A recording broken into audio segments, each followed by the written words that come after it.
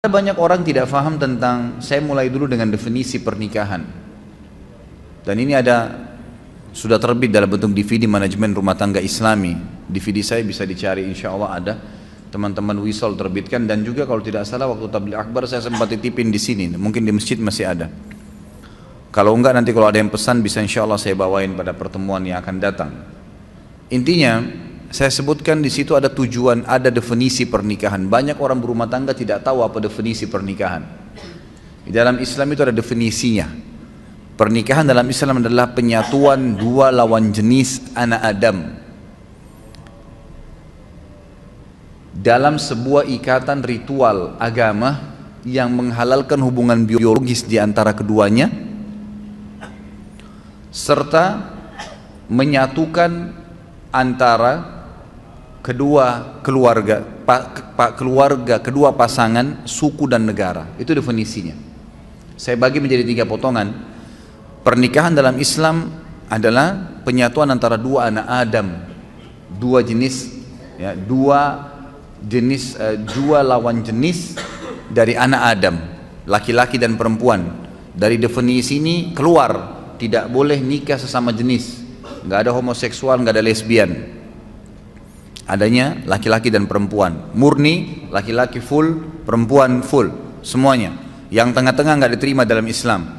Banci, lesbian, homoseksual nggak ada dalam Islam, ditolak semua, dosa besar, hukum, nggak boleh, penyakit.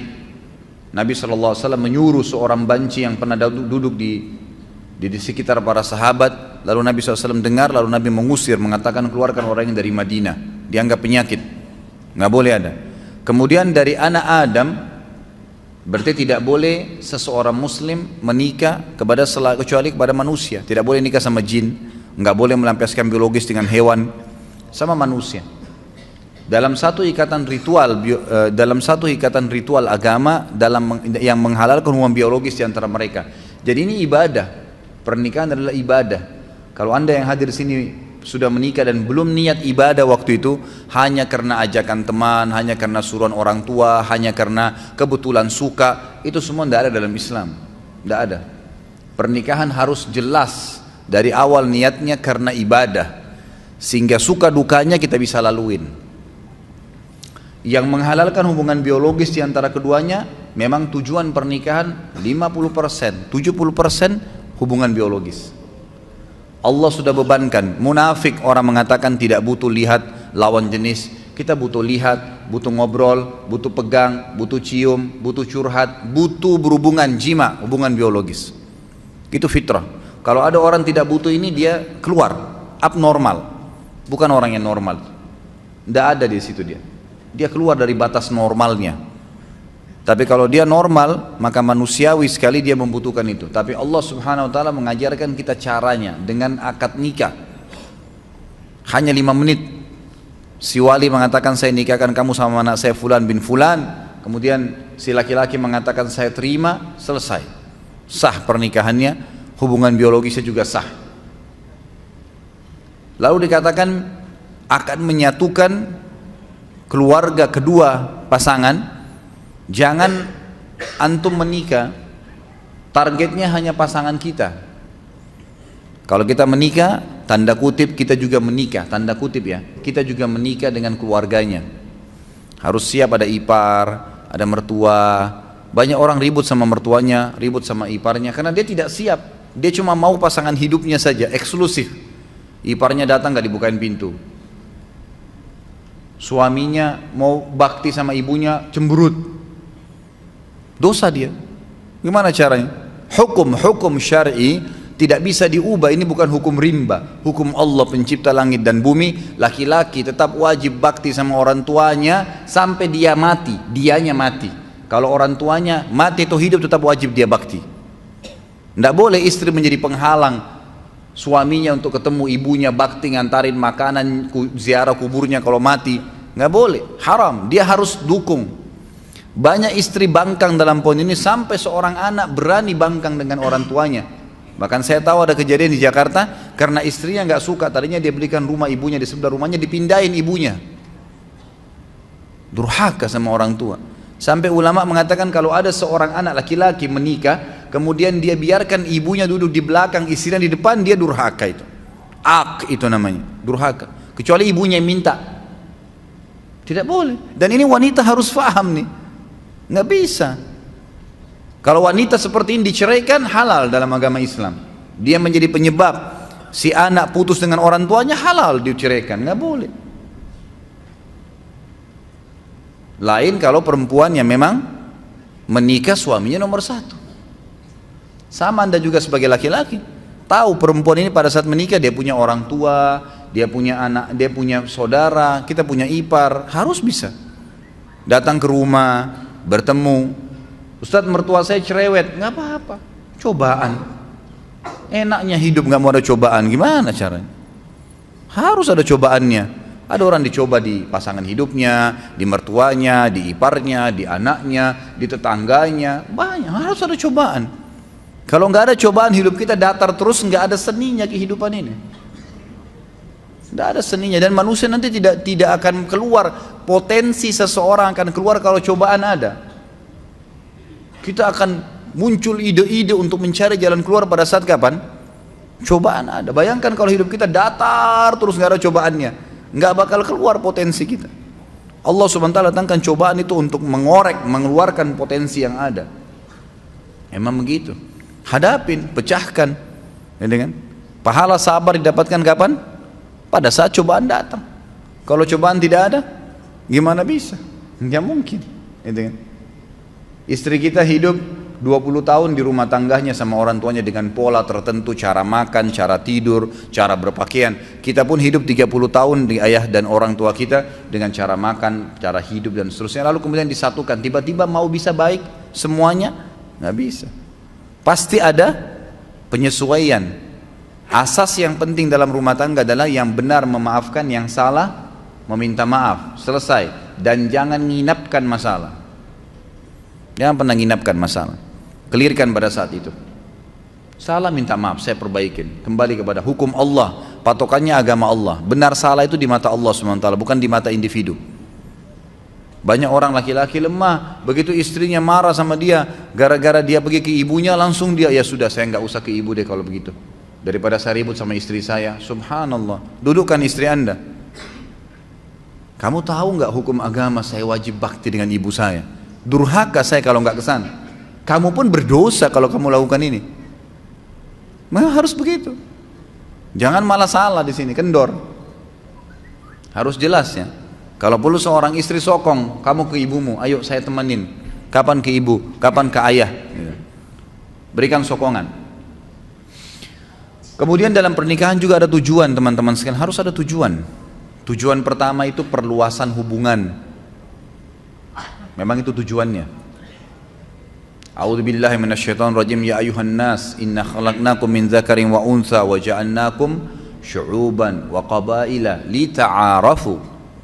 Inna akramakum innallaha yatqakum. Hai manusia, kami ciptakan kalian bersuku-suku dari laki-laki dan perempuan, dan kami jadikan kalian bersuku-suku, berbangsa-bangsa. Itu variasi Allah kasih. Semua kan dari Adam dan Hawa ya. Kenapa ada orang Arab, ada orang Melayu, ada orang bule, ada orang Afrika, suku-sukunya banyak. Ya Allah sengaja buat variasi itu untuk kalian saling kenal, mengenal. Kata ulama tafsir, dengan pernikahan tahu tradisi makanan ini, pakaian ini, terusnya. Ada tujuan. Orang yang melangkah kepada sebuah perbuatan tanpa tujuan, maka tidak sampai kepada target yang dia inginkan. Ada orang masuk ke mall, nggak ada tujuannya, nggak ada sesuatu. Dia nanti kacau balau itu. Belanja sembarangan, beli makanan sembarangan, habisin uang percuma, buang-buang waktu, nggak ada tujuan. Nggak bisa. Dalam Islam harus ada tujuan. Saya ke masjid mau sholat, tujuannya sholat, jangan pikirin yang lain, udah. Lagi mau belanja sesuatu di pasar, memang tujuannya beli sayur, beli tempe, beli segala, beli itu. Ibu-ibu jangan singgah beli daster. Nggak boleh, harus tujuannya jelas. Kalau enggak kemana-mana tuh nanti. Tujuan harus ada. Kita kerja di satu perusahaan, tujuannya ada target. Orang kalau cuma sekedar ya kebetulan supaya saya kerja deh, nggak bakal meningkat prestasinya, nggak bakalan. 10 tahun begitu terus jabatannya. Tapi kalau ada tujuan saya masuk di sini apa nih? Kelas tertingginya dalam target di perusahaan ini apa? 1, 2, 3, 4, 5 jenjangnya. Target saya 2 tahun saya sudah harus sampai di tingkat yang kelima. Harus ada target. Nggak bisa, dan itu dengan tujuan kita masuk ke situ. Tujuan berumah tangga ada.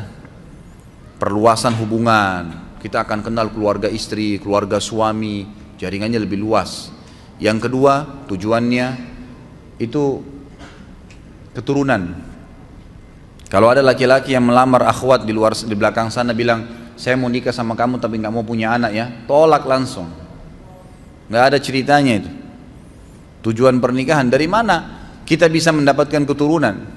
Allah SWT jadikan hubungan biologis itu satu-satunya jalan untuk berlanjut generasi manusia. Yadzra'ukum fi, kata Allah. Dengan pernikahan itu Allah jadikan kalian berkembang biak di situ.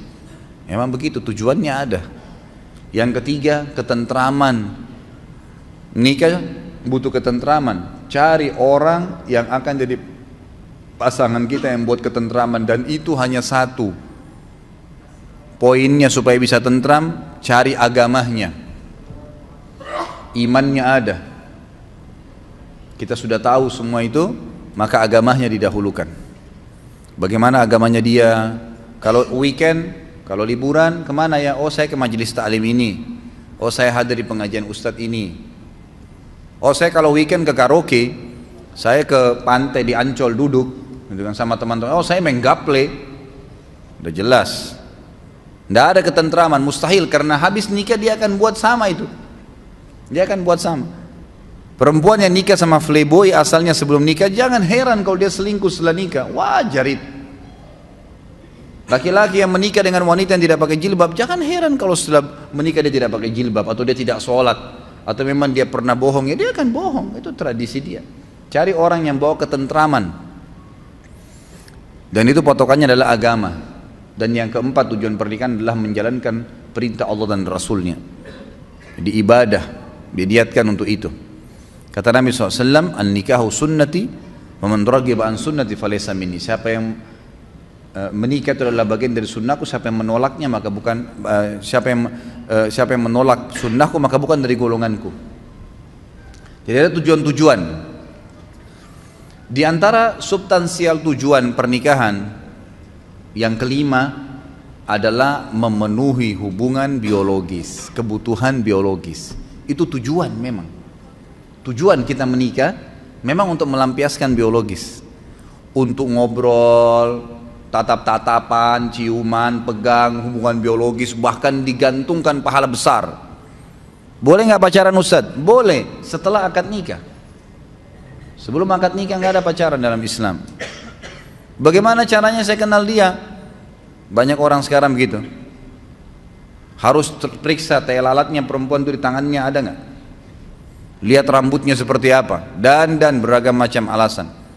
3 rahasia penting dalam agama untuk mengenal konsep ta'aruf dalam Islam: kenali fisiknya, kenali keluarganya, kenali lingkungannya. Titik, selesai.